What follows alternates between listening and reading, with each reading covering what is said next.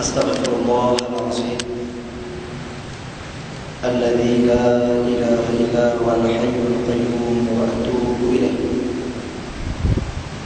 أستغفر الله العظيم الذي لا إله إلا هو الحي القيوم وأتوب إليه.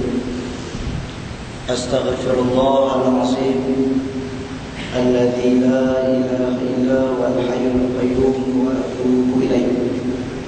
حسبنا الله ونعم الوكيل، نعم المولى ونعم النصير، ولا حول ولا قوة إلا بالله العلي العظيم. أعوذ بالله من الشيطان الرجيم. بسم الله الرحمن الرحيم. السلام عليكم ورحمة الله وبركاته.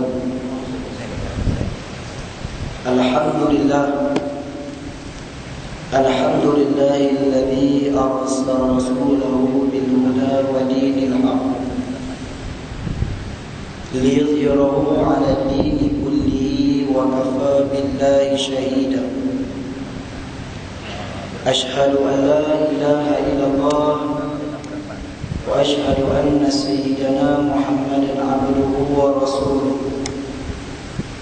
وصفيه وخليله خاتم الأنبياء والمرسلين وقائد الدعاة المجاهدين وعلى آله وصحبه والتابعين وتابعهم بإحسان إلى يوم الدين. أما بعد،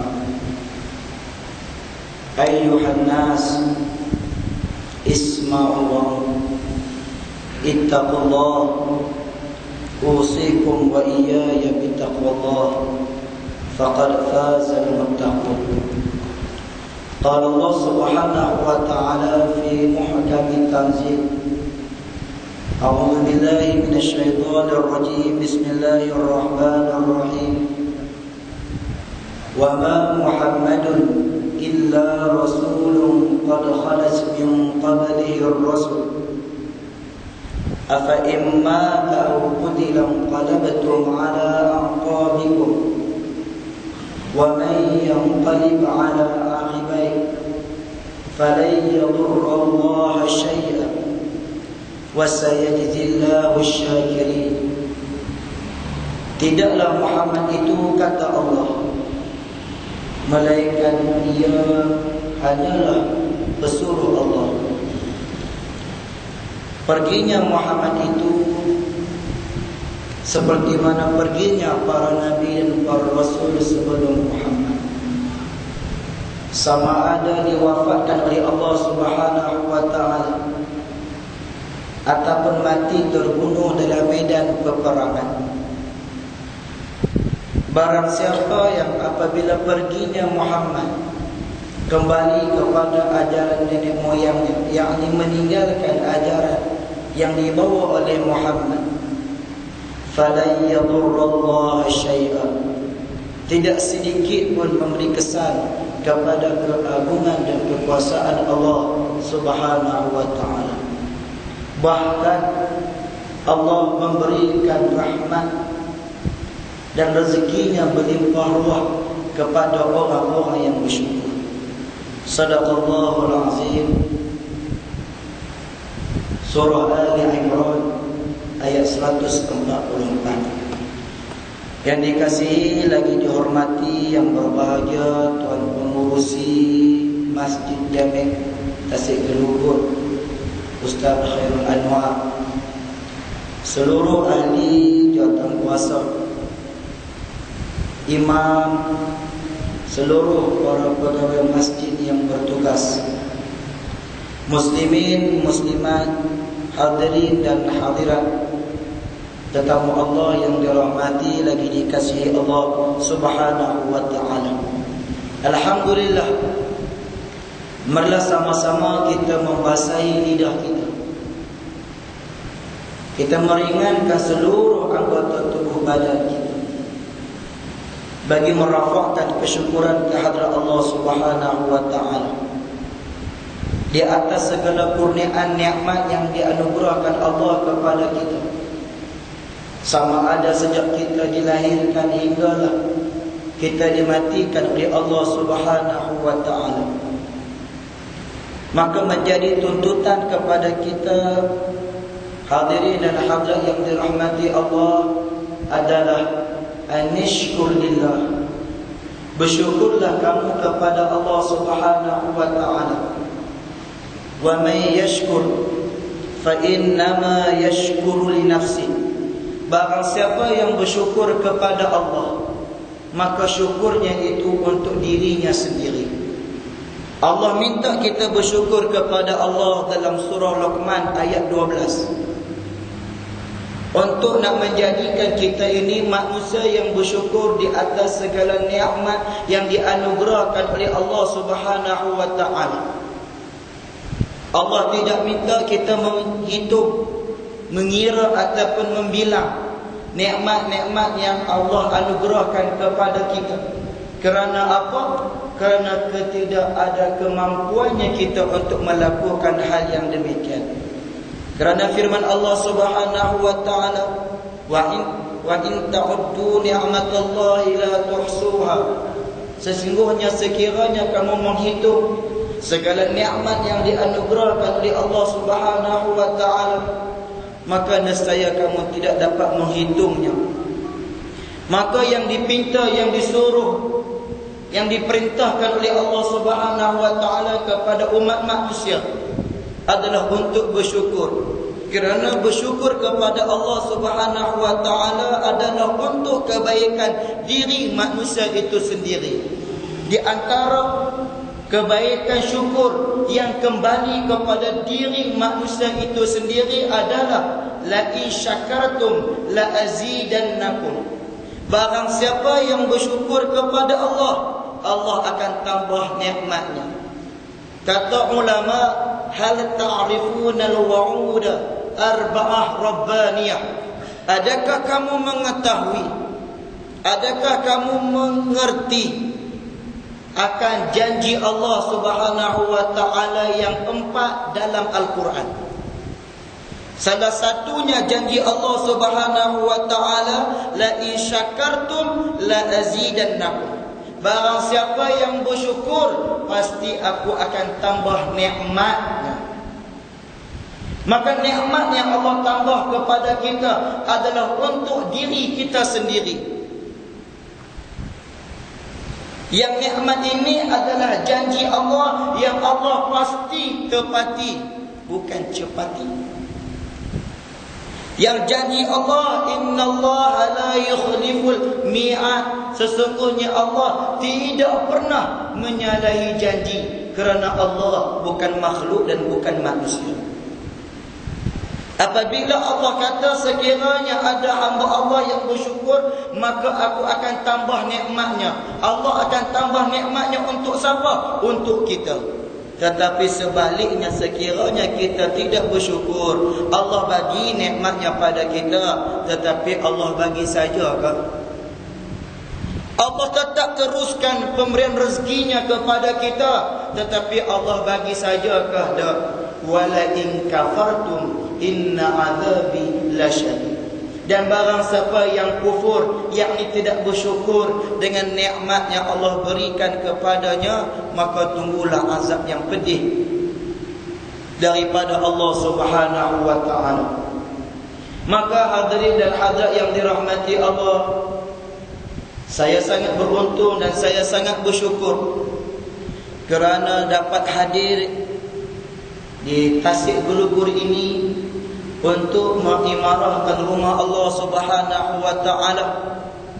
Mudah-mudahan kehadiran saya diterima dan mendapat manfaatnya dalam kehidupan kita, dalam kehidupan dunia dan kehidupan kita di akhirat. Muslimin dan muslimat, hadirin dan hadirat yang dirahmati Allah, pada saat ini, pada ketika ini, pada waktu ini, ada 3 nikmat besar Allah bagi kepada kita, yang seringkali ustaz datang di awal mukadimahnya, dia akan menerangkan kepada kita akan syukur ke atas 3 nikmat ini. Iaitu yang pertama, nikmat Islam. Kerana apa? Inna dina indallah al-Islam. Agama di sisi Allah adalah agama Islam. Al-yawma akmaltu lakum dinakum. Kerana agama yang paling sempurna adalah agama Islam. Wa raditu lakumul Islam madina. Dan Islam adalah agama yang diredai oleh Allah Subhanahu wa taala dalam kehidupan manusia. Hari ini Malaysia, khususnya bangsa Tionghoa Cina, menyambut tahun baru Cina. Mereka meraihkan kedatangan tahun baru Cina yang kebetulan jatuh pada tahun kuda, untuk meraihkan nasib yang baik yang Allah bagikan kepada mereka. Mereka menyambut dengan gembira, mereka menyambut dengan seronok dan sebagainya. Saya duduk di Sungai Petani, pekan Sungai Petani betul, Kampung Pengkalan Lebaiman. Kampung Pengkalan Lebaiman ni kampung dalam bandar, macam kampung baru Kuala Lumpur. Semalam pukul 2 pagi kita tak boleh tidur. Pasal apa? Orang ketuk mercun tak habis-habis. Tuan-tuan ada tak ketuk mercun? Asyik geluguk ni banyak Melayu kot no. Tapi di Sungai Petani, ya Allah, nak marah tak boleh. Perayaan mereka digembira macam mana sekalipun mereka menyambut tahun mereka, tetapi gembira hanya sementara, dan gembiraan tersebut hanyalah kepada dunia mereka sahaja, tetapi tidak mendapat lebih daripada Allah, seperti mana Allah beri kepada orang-orang yang beriman. Dan Islam ini membezakan kita di antara iman dan kufur. Orang yang murtad, orang yang kufur kepada Allah Subhanahu wa ta'ala, daripada sunnah yang ditetapkan oleh Allah Subhanahu wa ta'ala. Sekiranya kita ini Muslim, jauh macam mana kita melakukan dosa kepada Allah Subhanahu wa ta'ala, tetapi akhirnya kita akan dimasukkan ke dalam syurga Allah Subhanahu wa ta'ala. Itulah i'tiqad ahli-sunnah wal jamaah. Tetapi sekiranya dia orang kafir, orang musyrik, apabila tidak menerima Islam, awal-awal lagi sudah mendapat azab dalam kehidupan dunia dan dimasukkan ke dalam api neraka Allah Subhanahu wa ta'ala abadan, selama-lamanya. Maka bersyukur kita ini menjadi orang yang diberikan Islam kepada kita. Cukupkah dengan Islam? Tidak. Kena bersyukur juga dengan nikmat yang kedua, iaitulah iman. Yang dengan iman kita merasai nikmat Islam.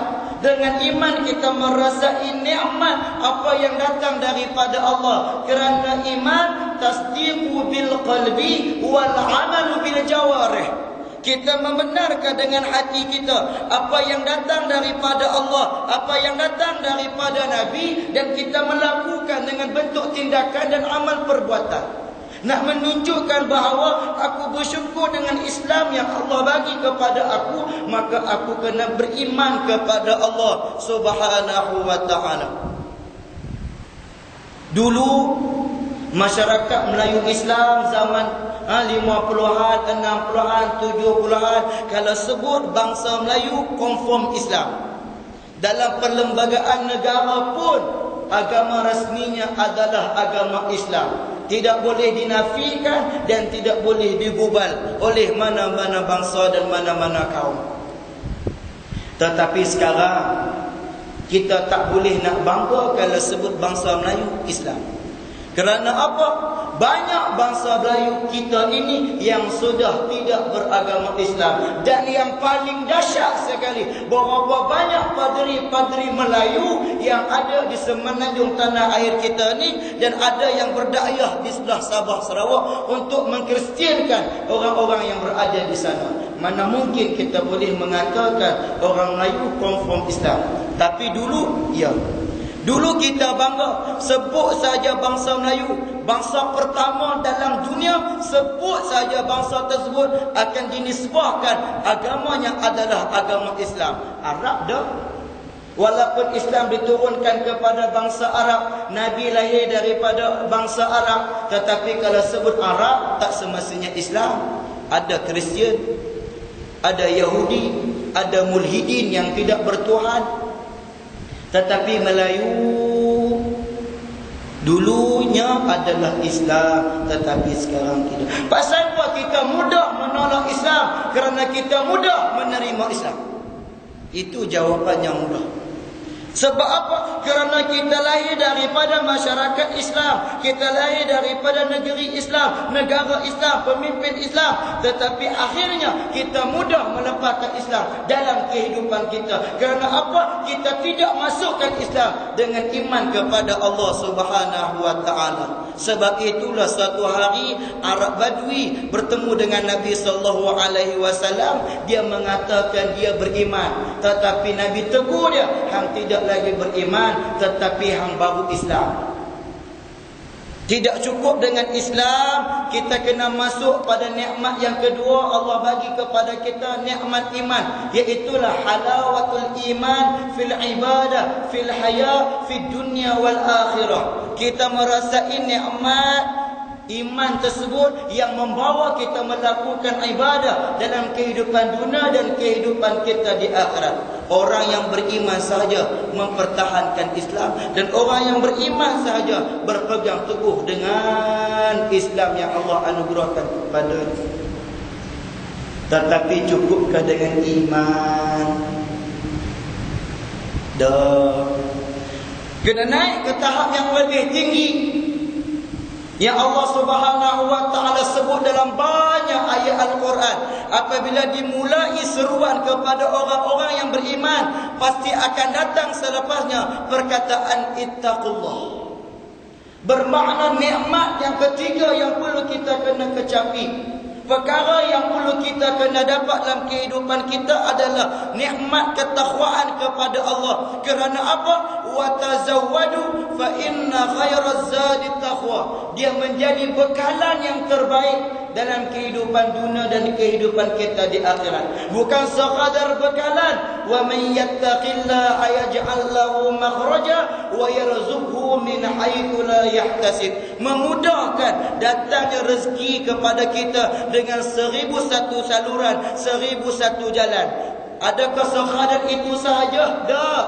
Ya ayyuhallazina amanu taqullaha wa qulu qawlan sadida yuslih lakum a'malakum wa yaghfir lakum dhunubakum wa man yuti'illaha wa rasulahu faqad faza fawzan 'azima. Suratul Ahzab 71-72. Wahai orang-orang yang beriman, bertakwalah kamu kepada Allah. Allah tak letak dah perkataan Islam. Sebab apa? Kita dah masuk pada pangkat yang kedua, kedudukan yang kedua, iaitu iman. Maka terus Allah nak bawa kita pergi kedudukan yang ketiga, iaitu kena takwa. Hari ini hari Jumaat. Muslimin yang hadir di masjid pada hari ini dengar khatib di mimbar memberi wasiat untuk bertakwa, bahkan menjadi rukun dalam khutbah. Kalau tidak sebut, tak sahlah sembahyang Jumaat pada hari tersebut. Ibu-ibu tak dengar, pasal apa? Tak mat, duduk di rumah. Tetapi juga dituntut kepada seluruh muslimin dan muslimat untuk bertakwa kepada Allah. Selain daripada menjadikan ia bekalan, selain jadikan ia sebagai pemudah rezeki, yuslih lakum a'malakum. Mudah-mudahan Allah perbaiki amalan kita. Sempurna sangat ke amalan kita, tuan-tuan? Lengkap sangat ke amalan kita? Ni yang kita kata kita ni Islam, yang kita kata kita ni iman. Tak cukup dengan tu, wa yaghfir lakum dzunubakum. Mudah-mudahan Allah mengampuni dosa kamu. Maksumkah kita ni tuan-tuan? Dosa kita banyak. Dosa yang dulu, kini dan selamanya. Dosa kecil, dosa besar. Dosa sengaja, tidak sengaja. Dosa disedari, dosa tidak disedari.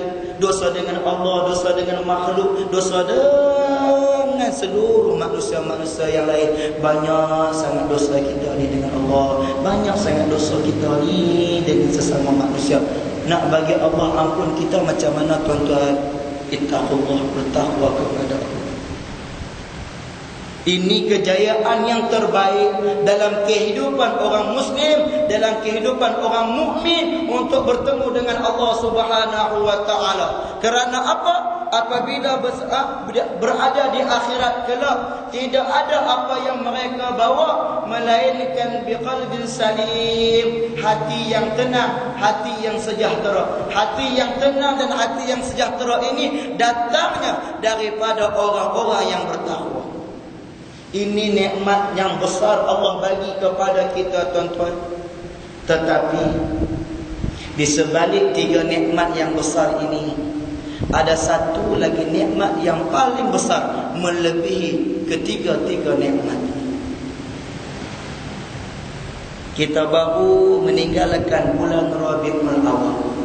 Kita masuk bulan Rabiul Akhir. Satu hari bulan Rabiul Akhir 1435 Hijrah. Esok tahun bulan baru dalam tahun Hijrah. Agak-agaklah apa nikmat yang saat ini, yang ketika ini, yang waktu ini yang paling besar melebihi ketiga-tiga nikmat. Tidak lain dan tidak bukan tuan-tuan, nikmat pengutusan Nabi sallallahu alaihi wasallam. Mana mungkin kita merasai nikmat Islam, mana mungkin kita merasai nikmat iman, mana mungkin kita merasai nikmat takwa kalau tidak dibawa oleh Nabi sallallahu alaihi wasallam, kalau tidak diteruskan oleh para sahabat ridwanullahi alaihim, kalau tidak diteruskan oleh para tabi'in, oleh para salafus salih dan aulia Allah Subhanahu wa taala.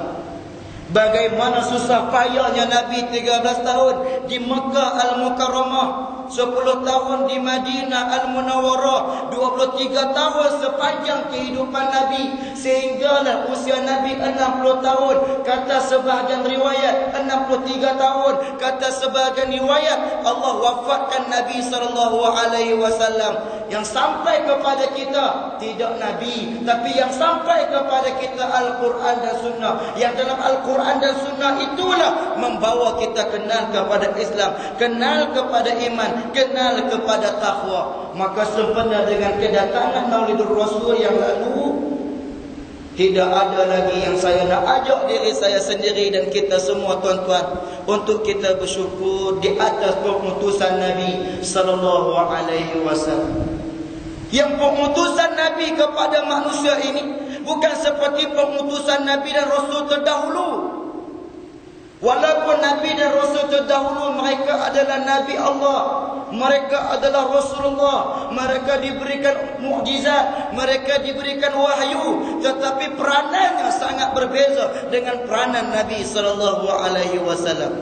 Kerana apa? Kerana mereka diturunkan, dibangkitkan kepada kaum-kaum mereka yang tertentu sahaja, kepada bangsa-bangsa mereka yang tertentu sahaja, kepada zaman-zaman yang tertentu sahaja, abad-abad yang tertentu sahaja, kurun-kurun yang tertentu sahaja. Tetapi tidak Muhammad, khatimul anbiya wal mursalin wa syari'atullah fi kulli hayat, penutup segala nabi dan rasul dan penutup segala syariat yang dibawa oleh para nabi dan para rasul dalam kehidupan manusia, sehinggalah iqtarabatis sa'atu wa insyaqqal qamar, berlakunya hari kiamat Allah Subhanahu wa taala. Bukan kepada bangsa Arab sahaja, bukan kepada semenanjung tanah Arab sahaja, tetapi kepada seluruh umat manusia. Ini kehebatan Nabi sallallahu alaihi wasallam. Datangnya Nabi, diutusnya Nabi bukan seperti pemimpin-pemimpin manusia. Pemimpin-pemimpin manusia datang ada agendanya tersendiri, ada misinya tersendiri. Sebelum ni agendanya Islamisasi negara kita, adanya universiti Islam, adanya bank Islam, adanya benda-benda yang dikatakan Islam. Berlalunya pemimpin tersebut, mai pemimpin yang baru bawa agenda yang baru, Islam hadari. Seluruh kaki tangan kerajaan. Seluruh rakyat Malaysia diajak memahami konsep Islam hadari ini. Sehingga akan di mana-mana sahaja pun naik banner, naik sembok diletih, disampul surat, slogan manapun akan tak lari dengan Islam hadari ini. Kalau di Terengganu, Masjid Hadari bersepah. Kita isteri orang Terengganu. Masjid Islam Hadari di Kertih, Masjid Islam Hadari di Besut, Masjid Islam Hadari semua. Habis tu naik pula pemimpin yang baru, bawa agenda, bawa misi yang tertentu, One Malaysia. Ketepikan Islam hadari. Ini misi pemimpin pada waktu ini, pada ketika ini. Naik sembok satu Malaysia, naik slogan satu Malaysia, naik semuanya sekali membawa menjuruskan kepada satu Malaysia. Jatuh pula, turun pula pemimpin ni, naik pemimpin lain, bawa agendanya pula. Nabi tidak. Nabi tidak seperti pemimpin-pemimpin manusia yang ada agenda yang tersendiri, tetapi Nabi adalah Rasulullah. Wa ma yantiqu 'anil hawa in huwa illa wahyu yuha. Dia tidak bertutur bicara mengikut kehendak hawa nafsunya, tetapi bertutur bicara daripada wahyu Allah Subhanahu wa taala.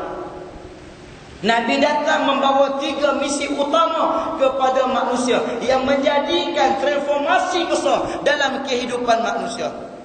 Yang pertama, liyukhrijan nas min ibadatil ibad ila ibadatillah. Mengeluarkan manusia daripada mengabdikan diri kepada sesama manusia, kepada makhluk Allah, kepada mengabdikan diri kepada Sang Maha Pencipta manusia, yakni siapa? Allah, dengan membawa slogan Qul huwallahu ahad. Katakanlah wahai Muhammad, Allah itu Tuhan yang Esa, Tuhan yang tunggal. Surah Ahad ayat pertama.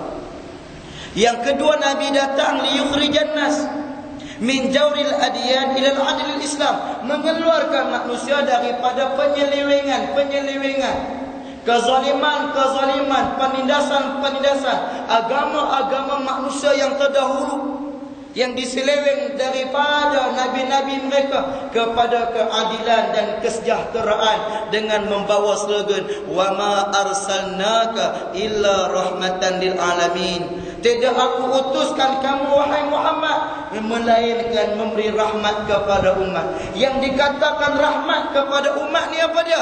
Al-hub, kasih sayang. 2-3 hari lepas, dalam putusan online, sinar harian online, kita dikejutkan oleh satu peristiwa yang menyayat hati kita. Seorang budak perempuan, umur dia 10 tahun, keluar pergi beli barang, balik hilang. Kemudian dijumpai, dibuat siasatan, rupa-rupanya dia diculik, dirogoh dan diliwat. Dan yang paling sadis sekali, ditoreh kemaluan dia menyebabkan kena 18 jahitan. Siapa yang buat, tuan-tuan? Umur 38 orang.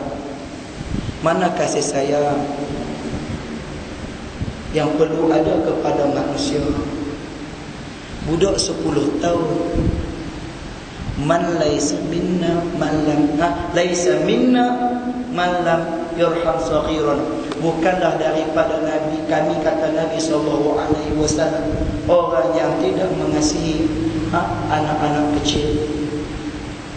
Mana rahmat yang dibawa oleh Nabi kepada manusia? Mana kasih sayang? Nabi datang bawa umat untuk sembah Allah. Ada umat yang sembah Allah, ada umat yang tidak sembah Allah. Ini sunnah ciptaan Allah. Walladzi khalaqakum faminkum kafir wa minkum mu'min. Allah menciptakan kamu. Ada sebahagian daripada kamu kafir, ada sebahagian kamu Islam. Yang Islam itu kita bina kasih sayang di atas dasar akidah Islamiah, ikhwanul muslimin ataupun brotherhood, kasih sayang sesama Islam. A'izzatin 'alal mu'minin. Kita berkasih sayang, kita bangga, kita ada prinsip sesama orang Islam. Tetapi kalau orang bukan Islam, di atas sifat insaniah, di atas peri kemanusiaan. Macam mana yang Nabi bina kerajaan, masyarakat majmuk di Madinah Al-Munawwarah boleh hidup dalam pemerintahan Nabi SAW pasal rahmah, al-hub, kasih sayang tersebut. Yang ini semua dirasai oleh seluruh umat manusia, tidak terkecuali mana-mana agama, semuanya sekali. Sebab itulah Islam ini satu agama yang merangkumi seluruh aspek kehidupan manusia. Daripada dia mula masuk tandas kaki kiri, keluar tandas kaki kanan, hinggalah memerintah negara. Nizamun syamilun likulli madahiril hayat. Satu sistem yang lengkap yang merangkumi seluruh aspek kehidupan manusia. Yang kedua, yang ketiga, liyukhrijan nas min dhiqid dunya ila sa'atil akhirah. Mengeluarkan manusia daripada kesempitan dunia yang fana ini, dunia yang sementara ini, dunia yang penuh dengan cacat merbah, penuh dengan tipu daya, penuh dengan dugaan dan sebagainya, kepada keluasan hari akhirat yang kekal abadi, yakni syurga Allah Subhanahu wa taala. Sebab apa? Ad-dunya sijnu lil mu'minin. Dunia ini adalah penjara bagi orang-orang yang beriman. Kerana apa? Kerana mereka perlu melalui jalan-jalan Allah Subhanahu wa taala. Ada halal, ada haram, ada makruh dan sebagainya. Tak boleh nak meredah ikutan. Ini yang Nabi bawa kepada kita, tuan-tuan. Ini yang Nabi bawa kepada kita. Tidak seperti mana pemimpin-pemimpin manusia yang hanya naik untuk kepentingan diri sendiri, untuk kepentingan keluarga, kroninya dan sebagainya, mengambil hasil mahsul negara, kemudian bolot apa yang ada dalam negara, membiarkan rakyat apa ke dana, membiarkan rakyat miskin dan sebagainya. Tetapi Nabi tidak. Walaupun Nabi yang memerintah, Nabi lah orang yang paling miskin di Madinah. Sebab apa? Tujuan Nabi SAW membawa reformasi yang besar, bukan kecil, kepada seluruh umat manusia. Maka yang inilah Allah utuskan kepada kita, wahai umat manusia, Nabi SAW. Tetapi hakikatnya, adakah sekarang ini orang menghargai kehadiran Nabi SAW? Sebagai contohlah, kita dapat surat daripada anak kita tema hari raya, ucap selamat hari raya mak, maaf saya batin, kita gembira. Ataupun kita dapat hadiah daripada mana-mana saudara-saudara ataupun sahabat-sahabat kita. Kita buka tengok-tengok, ya Allah, cantiknya baju ni, rupa-rupanya kawan kita yang hadiah, rupa-rupanya anak kita yang hadiah. Kita kenal anak kita, kita hargai anak kita, kita terima kasih anak kita. Tetapi pernah tak terlintas di pemikiran kita, daripada anak kita hantar sampai ke kita, siapa yang susah? Postman. Siapa yang susah? Postman. Postman ingatlah. Kita ingat tak postman? Kawan nak cari rumah kita bukannya senang. Hujan panas lagi. Dia sampai rumah kita, kita marah dia pula. Pasal puan lambat ni hantar seminggu dah. Dia kena marah pula. Aku nak jamu ayat, nak kata terima kasih. Dah. Ni cantul Nabi yang bawa Islam kepada kita, yang bawa iman kepada kita, yang bawa takwa kepada kita. Kenapa kita mengenepikan Nabi SAW? Hebat sangatkah Islam kita? Hebat sangatkah iman kita? Tinggi sangatkah darjat takwa kita? Sampai kita lupa Nabi SAW. Sebab itulah Allah Subhanahu wa taala telah memberikan peringatan kepada kita dalam surah yang saya baca di awal mukadimah tadi. Dalam surah Ali Imran ayat 144, Allah nak memberikan pengisytiharan kepada manusia, siapakah yang dikatakan Muhammad bin Abdullah tersebut.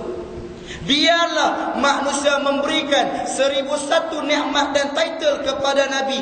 Sama ada pemimpin yang adil, bapa yang misali, suami yang soleh, kemudian sahabat yang sejati, panglima tentera yang berani, pemerintah yang bijaksana. Apapun yang manusia nak berikan title kepada Nabi, terpulang kepada kebijaksanaan mereka. Tetapi apa yang Allah nak isytiharkan kepada umat manusia, Nabi itu bukan orang lain. Nabi itu Rasulullah, utusan Allah Subhanahu wa ta'ala. Perginya Nabi seperti mana perginya para nabi dan para rasul sebelumnya. Ayat ini diturunkan yang dijelaskan dalam kitab Ibnu Katsir Tafsir Al-Quranil Azim ataupun dalam Tafsir Al-Azhar Buya Amka, mengatakan ayat ini diturunkan ketika mana berlakunya peperangan Uhud. 38 siri peperangan yang disertai oleh Nabi SAW, semuanya memperoleh kejayaan yang cukup gemilang. Tetapi ada 2 sahaja peperangan yang diuji oleh Allah Subhanahu wa ta'ala di saat sangat akhir peperangan. Yang pertama Uhud, yang kedua Hunain. Ketika mana berlakunya peperangan Uhud, para sahabat yang berada di Bukit Uhud tidak mendengar arahan Nabi SAW supaya terus bertahan sehingga akhir peperangan. Tetapi disebabkan melihat harta ghanimah, harta rampasan yang bertebaran, mereka turun daripada bukit. Akhirnya Khalid ibn Walid buat serangan yang kedua, menyebabkan masyarakat umat Islam ataupun mujahidin Islam dalam keadaan kucak-kacir. Apabila dalam keadaan kucak-kacir tersebut, yang mengawal Nabi ini dalam keadaan ditampukan sampai tak tahu Nabi ini duduk di mana. Rupa-rupanya Nabi jatuh dalam lubang yang dikorek oleh seorang pengkhianat yang bernama Abu Amir. Apabila Nabi jatuh dalam longkang tersebut ataupun dalam lubang tersebut, Nabi dipanah masuk menembusi pipi Nabi SAW. Diriwayatkan dalam sebahagian riwayat mematahkan gigi Nabi SAW. Pada waktu tersebut tersebarlah berita daripada orang-orang munafik ini, orang-orang pengkhianat ini, bahawa Nabi SAW telah pun wafat. Pada waktu ini seluruh para sahabat kecewa, seluruh para sahabat sedih, seluruh para sahabat putus asa. Pasal apa? Kerana Nabi tak ada. Dulu peperangan-peperangan sebelum Islam di zaman jahiliyah, sama ada di bawah pemerintahan Persia ataupun pemerintahan Rom, nak menang satu-satu peperangan tak mau bagi teruk, cari ketua. Ketua terkorban secara automatiknya bala tentera tu ramai macam mana sekalipun, canggih macam mana sekalipun, diisytiharkan sebagai kalah. Macam tu jugalah yang mereka nak guna strategi ini untuk melemahkan umat Islam. Maka ketika mana umat Islam lemah, Allah turunkan ayat ni. Allah kata, hampa berjuang ni kerana Muhammad ke kerana aku? Kalau Muhammad mati, hampa pun nak mati juga. Dah, teruskan perjuangan.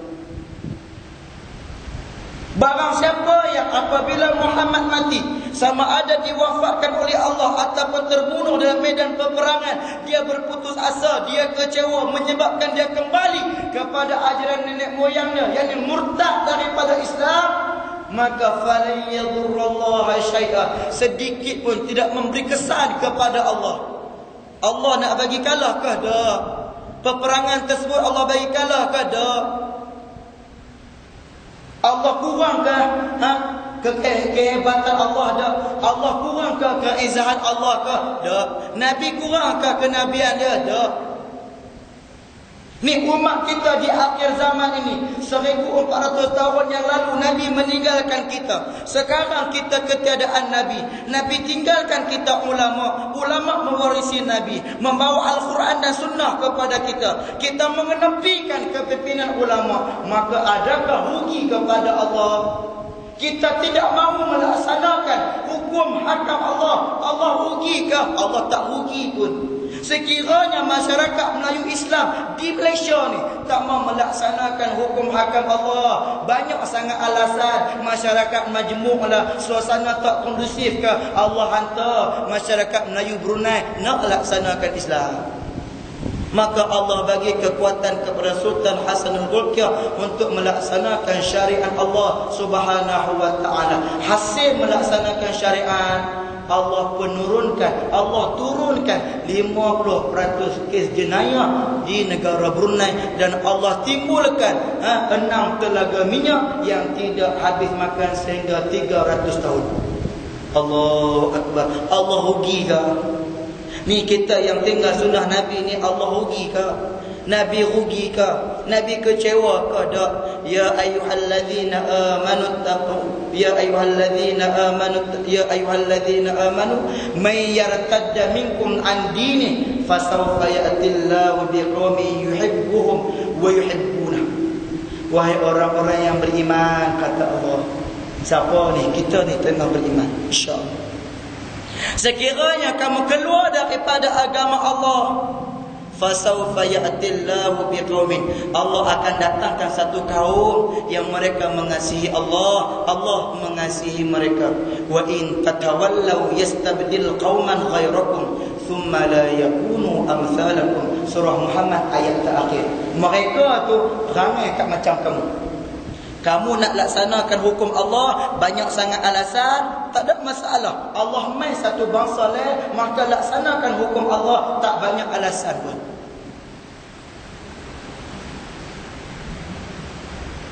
Akhir daripada ayat ini apa yang Allah kata?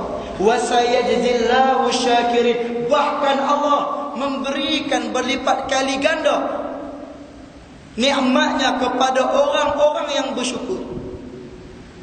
Persoalannya, kenapa penghujung ayat ini Allah letak perkataan syukur? Kenapa Allah tak letak perkataan mujahidin? Kenapa Allah tak letak perkataan muslimin? Kenapa Allah tak letak perkataan mukminin? Kenapa Allah tak letak perkataan muttaqin?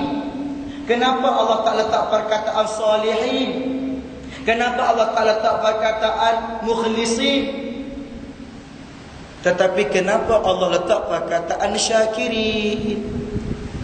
Nak menunjukkan besarnya nikmat pengutusan Nabi SAW kepada kita, yang perlu kita kena bersyukur. Orang yang bersyukur kepada Nabi SAW ini, kata sebahagian ulama, perlu berusaha dengan melakukan 3 perkara. Cara kita bersyukur kepada Nabi SAW mesti ditunjukkan, mesti dijelmakan dengan 3 perkara. Yang pertama bil lisan, iaitu dengan cara bersalawat dan salam, memuji baginda junjungan besar Nabi SAW. Kerana apa? Dia adalah suruhan Allah. Innallaha wa malaikatahu yusalluna 'alan nabi. Ya ayyuhallazina amanu sallu 'alaihi wa sallimu taslima.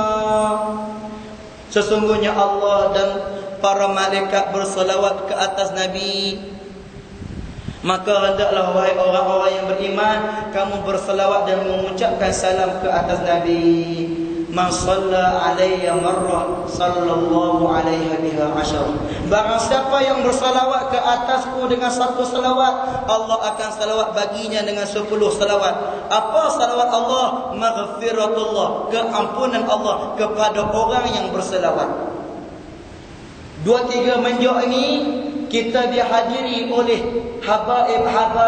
habib-habib daripada negara-negara luar, membanjiri negara kita ni dengan membawa satu gelombang baru kepada dunia penghayatan salawat kepada Nabi SAW.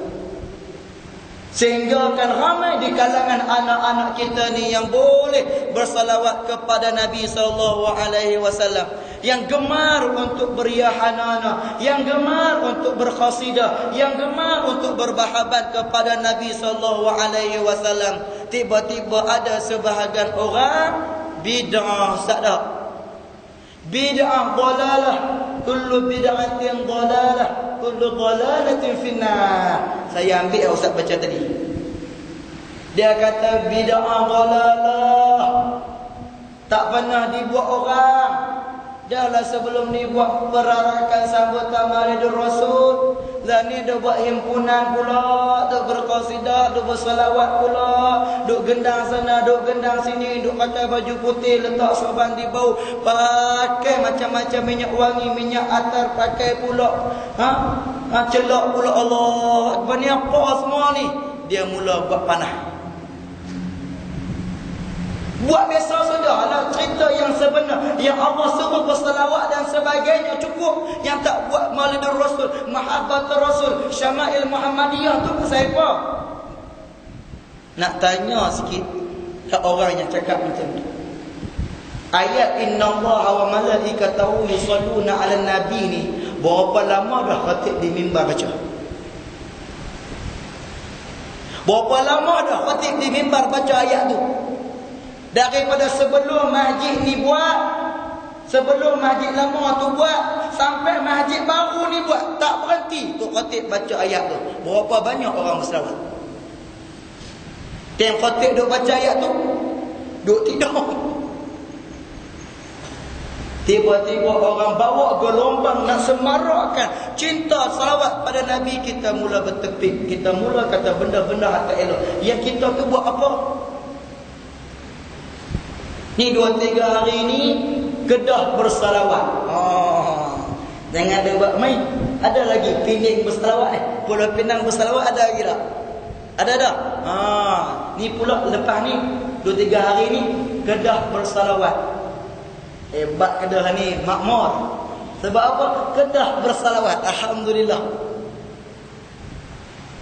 Saya pun bagi ceramah Maulidur Rasul di sekolah kebahasaan Bagan Ajam Batu. Anak-anak kita bawa ya anak-anak semua boleh menyanyikan, semua boleh bernasyid bersama-sama dengan kita. Kita tak seronok lah. Tanda kita syukur pada Nabi SAW. Tetapi cukupkah dengan selawat dan salam sahaja? Tak. Yang kedua, kena dengan hati. Syukur kita dengan hati. At-tasdiq ma jaa minan Nabi sallallahu alaihi wasallam, membenarkan apa yang datang daripada Nabi sallallahu alaihi wasallam. Wa ma kana lil mu'minin wa la mu'minatin idza qada Allahu wa rasuluhu amra an yakuna lahum al-khiyaratu min amrihim. Tidaklah boleh bagi orang-orang beriman di kalangan lelaki ataupun di kalangan perempuan, apabila ditetapkan sesuatu ketetapan yang datang daripada Allah, yang datang daripada Nabi, dia boleh buat pilihan. Hak semayang ambil, hak puasa ambil, haji ambil, hudud kisah ta'zir ni tak sesuai, tolak. Siapa dia?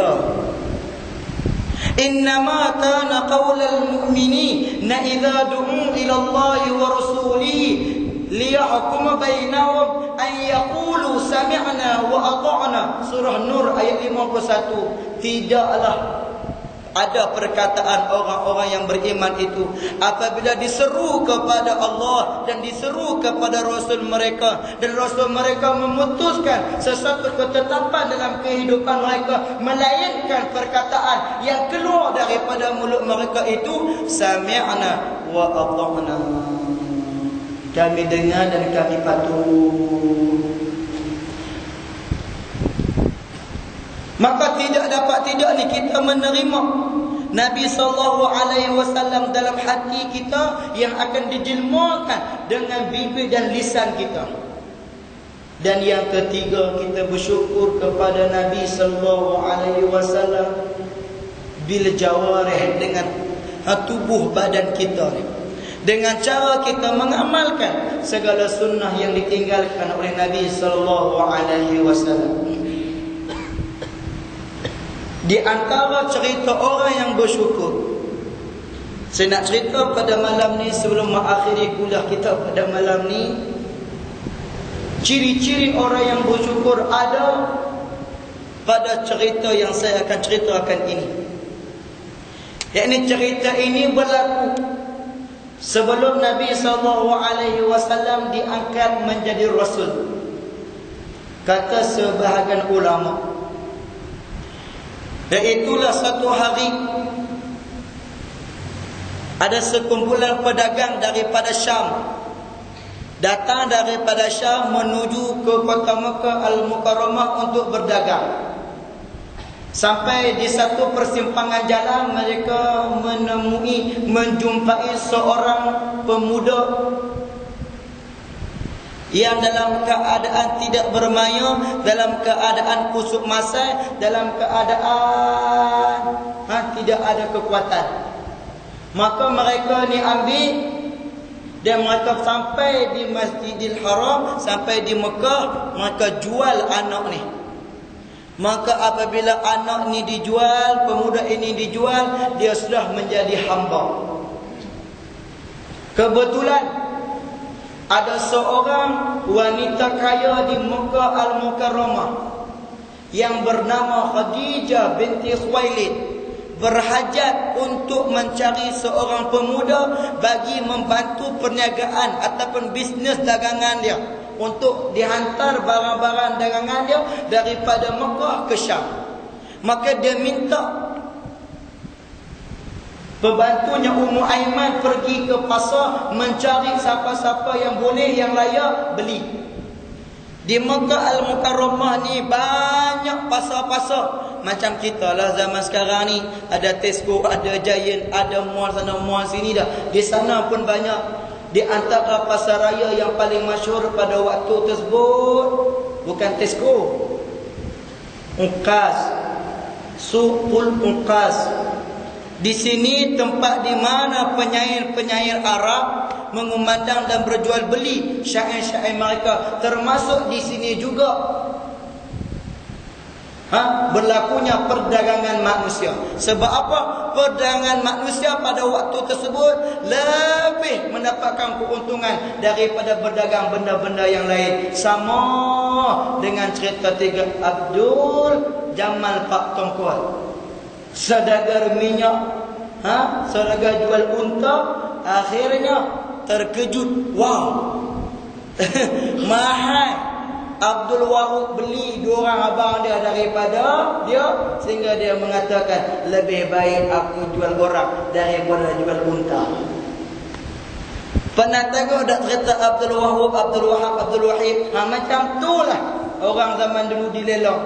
Maka Ummu Aiman pergi, dia berkenal dekat pemuda ni, maka dia beli pemuda ini dengan bidaan yang cukup tinggi. Dia balik, dia bertemu dengan Khadijah binti Khuwailid. Khadijah berikan pakaian, berikan minuman, penempatan dan sebagainya. Khadijah amanahkan kepadanya barang berdagangan untuk dijaga dan dijual. Sehinggalah Khadijah berkahwin dengan Nabi SAW. Apabila Khadijah berkahwin dengan Nabi, Allah mengurniakan beberapa orang anak kepada Khadijah dan Nabi SAW. Di antaranya Qasim. Sebab itu nama lain kepada Nabi juga adalah Abul Qasim, bapa kepada anak yang bernama Al-Qasim. Qasim ini umurnya tak panjang, lebih kurang setahun setengah diwafatkan oleh Allah Subhanahu wa taala. Apabila Qasim ni meninggal, Nabi sedih, Nabi menangis. Ketika mana Khadijah melihat Nabi menangis, Khadijah kata kepada Nabi untuk menghilangkan kesedihan kamu, meredakan keduka-citaan kamu, aku hadiahkan pemuda ini kepada kamu ya Muhammad. Tetapi dengan syarat. Kata Khadijah, kalau nak bagi dengan syarat, saya tak mau ambil lah. Aku tak mau ambil. Maka Khadijah kata, kalau macam tu tak ada syarat, nak ambil lah. Maka Nabi pun ambil. Apabila Nabi ambil, Nabi tidak jadikan pemuda ini sebagai khadam, sebagai pembantu, tapi sebagai teman dan sebagai sahabat Nabi SAW. Sehinggalah pada satu hari datang keluarga pemuda ini bertemu dengan Nabi SAW untuk menebus balik anak mereka. Mereka cari dalam beberapa tahun tak jumpa. Akhirnya mereka dapat laporan, rupa-rupanya anak mereka duduk dengan Muhammad. Jadi mereka rasa malu, mereka rasa hina sebab duduk dengan Muhammad. Muhammad ni dah orang miskin, tak ada mak ayah pula. Baik kami ambil, kami beli daripada Muhammad. Malulah mereka, anak mereka duduk dengan Muhammad. Maka datanglah ayah, datanglah abang, datanglah keluarga pemuda ni bertemu dengan Nabi SAW, minta ditebus anak mereka. Maka kata Nabi SAW, ini adalah keputusan yang perlu adil, yang perlu diberikan pilihannya kepada pemuda ini. Aku tidak boleh berbuat apa-apa. Maka kita dengarlah daripada pemuda ini.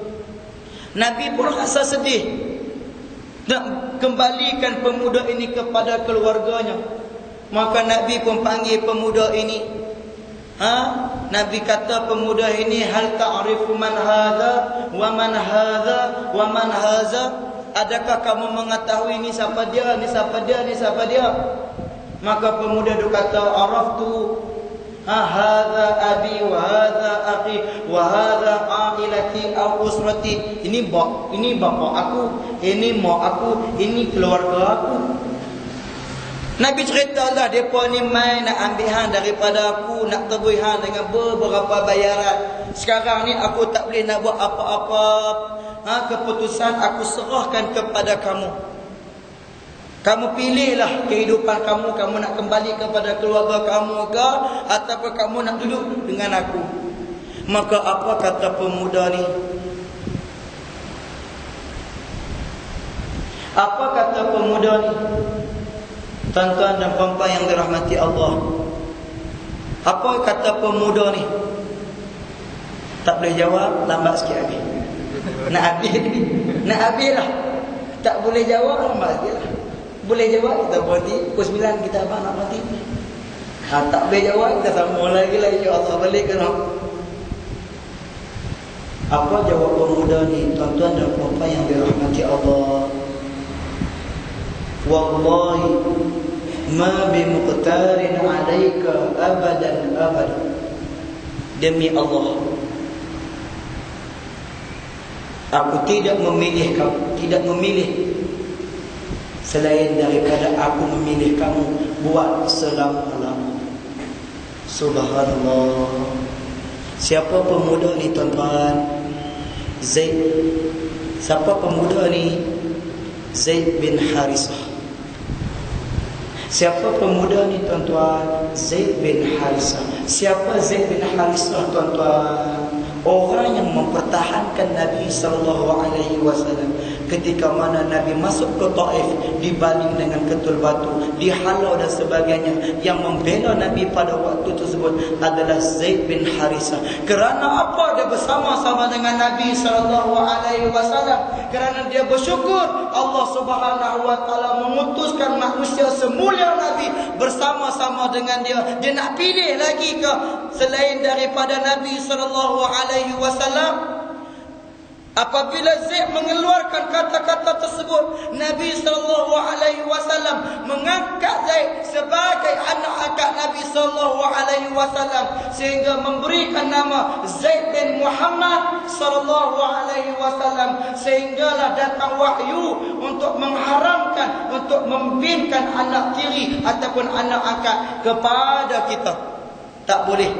Nak menunjukkan siapakah Zaid ini di hati Nabi SAW.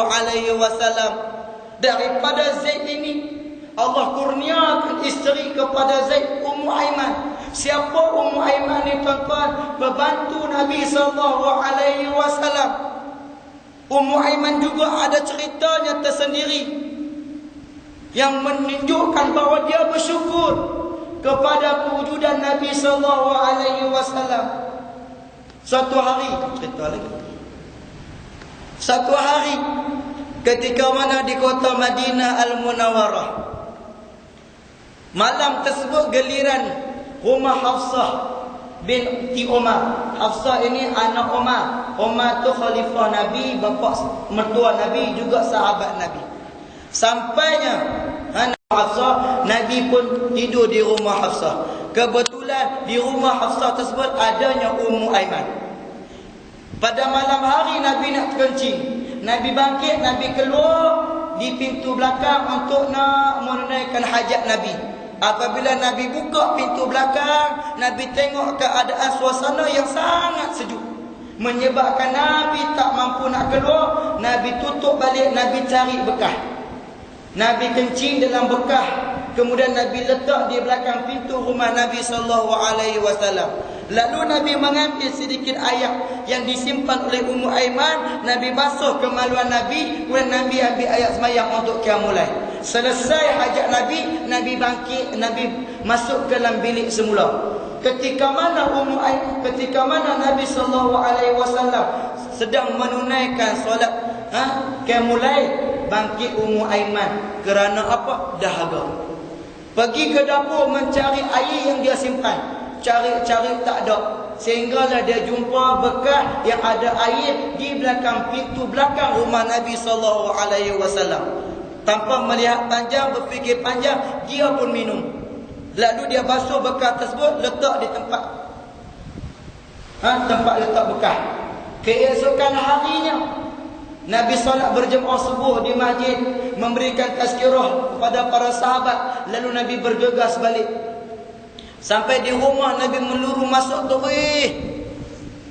dapur mencari sesuatu. Ketika mana Nabi mencari sesuatu, datang Ummu Aiman. Ummu Aiman tanya pada Nabi, cari apa ya Rasulullah? Cok kodok ke? Kita cok kodok lah pagi.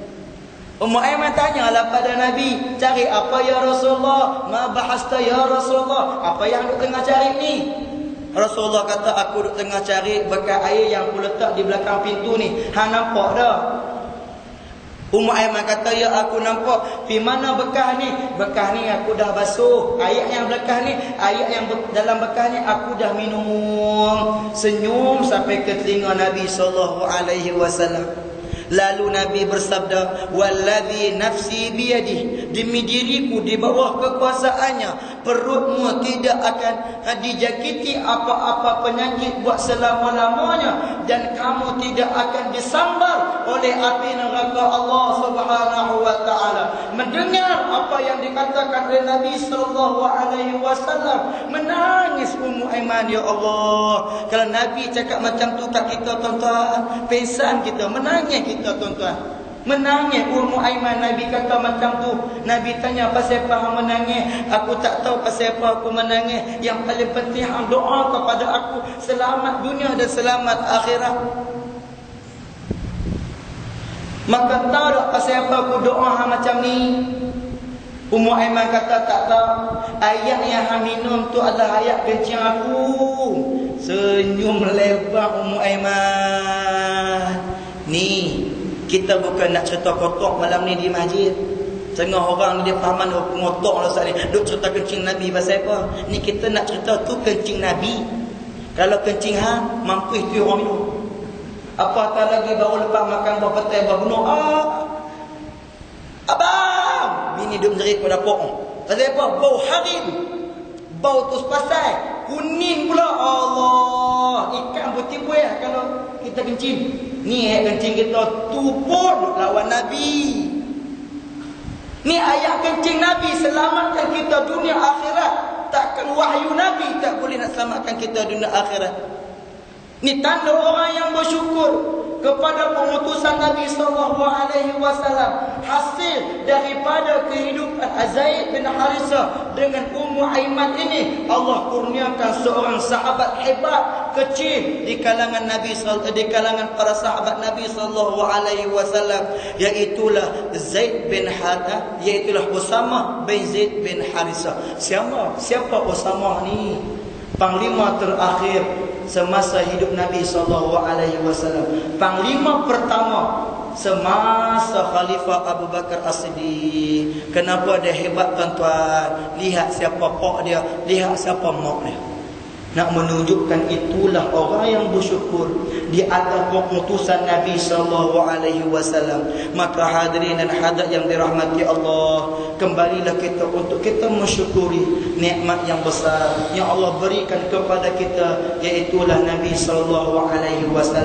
Nabi datang membawa rahmat di dunia, kita kembali bertemu dengan Nabi. Nabi memberikan syafaat kita pula. Mudah-mudahan dalam kehidupan kita di dunia kita mendapat rahmat, dalam kehidupan kita di akhirat kita mendapat syafaat Nabi SAW, kerana kita termasuk dan tergolong di kalangan umat Nabi yang bersyukur dengan pengutusan Nabi SAW sebagai Rasulullah SAW yang baik daripada Allah, yang lemah terkasar bangsa kelemahan saya sendiri. Mohon maaf atas segalanya. Saya ingin mengucapkan jutaan ribuan terima kasih kepada Ustaz Khairul Anwar dan kepada sahabat saya Abang Jeff Osama yang memberikan kesempatan kepada kita untuk bersama-sama dengan hadirin dan hadirat pada malam ini. Juga jutaan ribuan terima kasih kepada hadirin dan hadirat yang memberikan penumpuan kepada apa yang kita sampaikan pada malam ini. Moga-moga semuanya dibalas oleh Allah Subhanahu wa taala. Yang terakhirnya saya ingin mengambil sedikit masa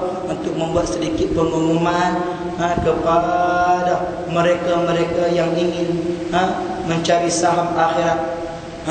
Saya mengalu-alukan untuk memberikan sumbangan kepada Ma'had Taufik Asy-Syakiri yang alhamdulillah saya bersama dengan seorang sahabat berjaya mengasasnya di kampung Batang Gelutung, Jalan Selama, Perak. Ada orang bagi tanah pada kita selepas Ramadan tahun lalu. Kita usaha, kita bina apa yang mampu dengan kemampuan yang ada sehingga membelanjakan hampir 100,000 lebih. Dengan ada yang terbinanya bangunan 2 tingkat yang menampung 30 orang pelajar. Kita buka pelajar kita ni 15 orang saja, tapi yang datang itu lebih 50 orang. Kita terpaksa terhadkan kepada 13 orang sahaja. Itu pun dalam keadaan tidak selesa kepada anak-anak kita di sana. Kerana sambutan cukup menggalakkan. Kita di sebelah Kedah, kita di sebelah Penang ni mungkin Ma'had Tahfiz tumbuh buat cendawan selepas hujan. Tetapi kalau di sebelah Perak tu kurang. Masih lagi perlu kepada institusi agama yang macam tu. Jadi Allah kurniakan kekuatan dan rezeki kepada kita untuk kita menggerakkan dakwah Allah ini, dakwah Nabi ini melalui pusat tahfiz ini. Jadi sekiranya ada di kalangan hadirin hadirat yang sudi memberikan sumbangan, boleh dimasukkan dalam tabung yang saya sediakan di belakang, di pintu utama tersebut. Kalau lah tak bawa duit, Ustaz tak abang ni tak bawa apa malam ni, bawa kunci lah, tak apa. Ambil sampul ataupun ambil pamphlet yang ada di belakang sana. Dalam pamphlet tersebut tertera nombor akaun bank Islam kita, cawangan Kepala Batam. Ada rezeki nak berkongsi rezeki, boleh masukkan dalam akaun tersebut. Kerana apa? Dalam tempoh setahun ni target kita nak membina 2 tingkat bangunan, kelas dan musala untuk menampung pelajar kita pada masa yang akan datang yang memakan belanja hampir 300,000 ringgit pembinaan tersebut. Jadi kalau sekiranya ada di kalangan ibu bapa muslimin-muslimat yang sudi meringankan bebanan kami dan pihak sekolah, saya dengan rendah diri mengucapkan jutaan ribuan terima kasih. Moga-moga dimurahkan rezeki oleh Allah Subhanahu wa taala, dipanjangkan umur dalam ketaatan dan dimatikan Allah dalam keadaan husnul khatimah apabila kita kembali kepada Allah. Inilah yang menjadi saksi kepada kita untuk kita dimasukkan dalam syurga Allah Subhanahu wa taala. Jutaan ribuan terima kasih. Wabillahi taufiq wal hidayah. Wassalamualaikum warahmatullahi wabarakatuh.